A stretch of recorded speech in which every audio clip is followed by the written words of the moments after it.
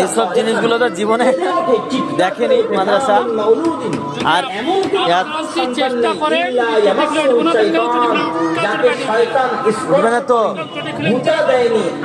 কত সুন্দর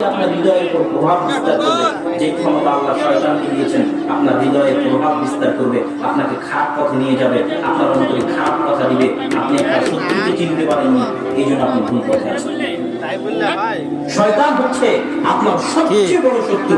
রাসূল সাল্লাল্লাহু আলাইহি ওয়াসাল্লাম এবং সিরাতে মুস্তাকিমে সবচেয়ে বড় বাধা হচ্ছে শয়তান। আল্লাহ সুবহানাহু ওয়া তাআলা পবিত্র কোরআন মাজিদে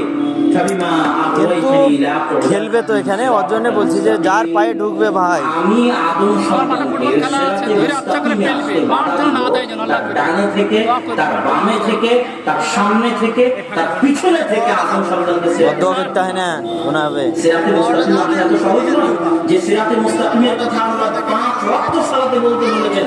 ওই সিরাতে মুস্তাকিম অনেক দামি জিনিস, অনেক গুরুত্বপূর্ণ জিনিস।